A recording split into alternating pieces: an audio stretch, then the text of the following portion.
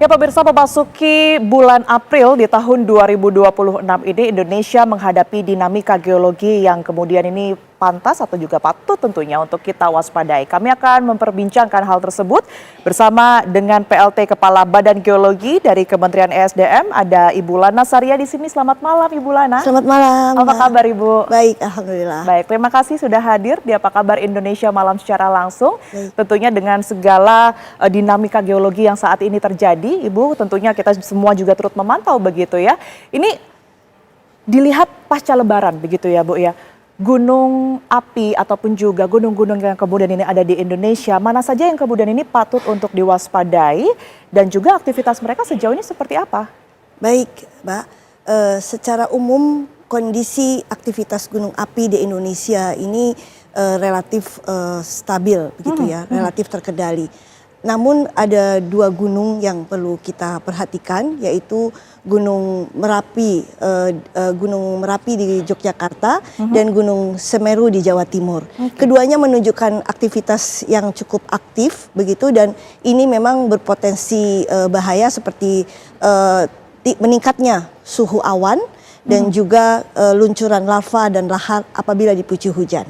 Oke, baik. Ibu tadi menyebut ada Merapi dan juga Semeru begitu Bu ya, yang kemudian ini harus diwaspadai oleh masyarakat sekitar khususnya. Adakah lagi gunung-gunung yang kemudian ini mungkin di wilayah lain, karena kita ketahui Indonesia ini terpaut dari Sabang sampai Merauke begitu ya Bu Lana ya, yang juga harus kita pantau aktivitasnya, diantisipasi juga pergerakan dan juga update-nya setiap hari.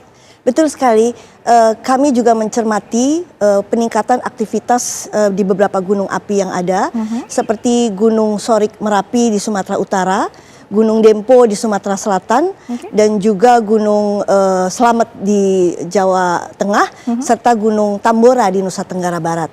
Contohnya seperti Gunung Slamet, ini terjadi peningkatan yang cukup tinggi terhadap gempa vulkanik.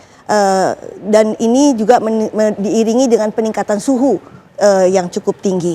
Dan kita juga tutup pendakian untuk Gunung Slamet, dan kemudian juga berdasarkan semua ini tentunya kami juga berharap seluruh masyarakat bisa mentaati gitu ya, rekomendasi yang ditetapkan oleh pemerintah, dan juga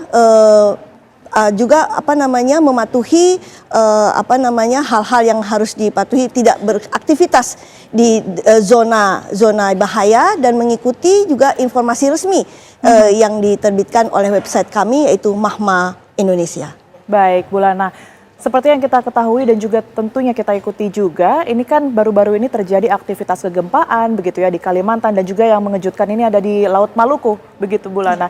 Nah, kalau Anda sendiri memantau, apakah ini juga semacam ada pergeseran pola gempa begitu ya di Indonesia, seperti yang kita ketahui juga bahwa sebelumnya kerap sekali terjadi di area Jawa begitu Bu?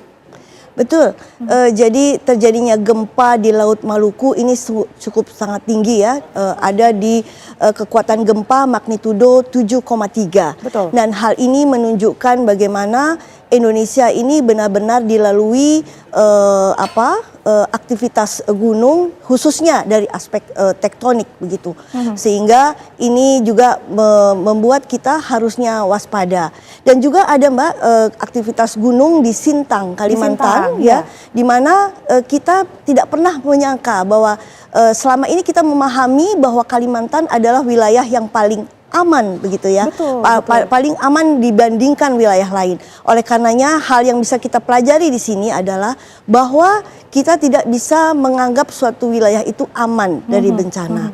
Namun dengan kejadian ini tentunya bukan berarti Indonesia berada dalam keadaan yang lebih bahaya, tapi menuntut kita untuk menghadapi begitu ya, kuat dan tangguh menghadapi risiko yang ada. Oke, baik. Jadi Bu, kalau tadi sempat disinggung juga ya oleh Bu Lana, ini masyarakat harus waspada, harus berhati-hati. Apa yang seharusnya secara langsung begitu ya dilakukan oleh masyarakat Indonesia, baik itu yang berada di area yang sangat berpotensi terjadi gempa maupun juga wilayah-wilayah yang tadi Ibu Lana sudah sebutkan Bu? Baik, jadi masyarakat hendaknya juga peka ya terhadap beberapa kejadian ini, bukan menjadi takut, tetapi apabila terjadi guncangan yang hebat seperti itu, yang perlu dilakukan mitigasi sederhana adalah melakukan evakuasi mandiri tanpa menunggu peringatan seperti yang terjadi atau seperti kejadian gempa-gempa lainnya. Baik, selain itu juga sebagian wilayah Indonesia ini memasuki musim pancaroba begitu ya Bu Lana ya. Ini pengaruh juga terhadap sejumlah wilayah dan kondisinya. Anda melihat ini bagaimana masyarakat mengantisipasi ini, baik itu dari aktivitas alamnya maupun juga untuk diri mereka sendiri, Bu? Ya, jadi musim pancaroba ini ya, dari musim kemarau ke musim hujan, dari musim hujan ke musim kemarau ini bukan berarti ternyata hal yang tidak perlu ditakuti ya. Justru potensi longsor ini justru cukup tinggi ya. Oleh karena itu di sini perlu tentunya masyarakat juga peka begitu ya terhadap hal-hal yang misalnya melihat adanya gerakan gerakan tanah atau juga lereng. Nah, kenapa dikatakan longsor? Karena tanah di sini menyimpan akumulasi air dari musim hujan sebelumnya, sehingga ini membuat lereng menjadi jenuh dan tidak stabil.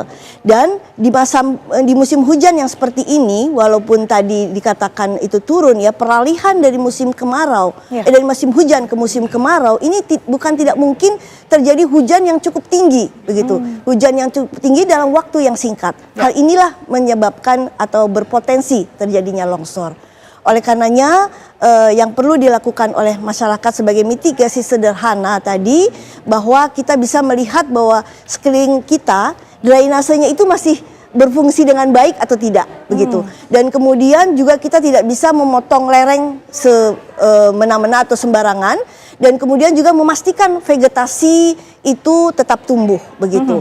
Oleh karenanya juga tadi masyarakat perlu peka ya terhadap sekelilingnya begitu, apakah terjadi retakan tanah atau ketidakstabilan pada lereng. Kalau hal ini terjadi perlu dilakukan evakuasi secara mandiri. Dan oleh karenanya mungkin apa yang terjadi bahwa dari musim hujan ke musim kemarau ini jangan dianggap sebagai sesuatu yang lebih aman begitu, tetapi potensi atau kewaspadaan kita terhadap longsor tetap harus kita jaga. Oke, baik. Terima kasih sekali atas informasi lengkap yang kemudian ini sudah diberikan kepada kami. Tentunya ini juga bermanfaat sekali untuk masyarakat, khususnya menjumpai begitu ya, ataupun juga melihat bagaimana perubahan-perubahan cuaca di Indonesia. Terima kasih sekali Ibu Lana Saria telah bergabung bersama kami di Apa Kabar Indonesia Malam.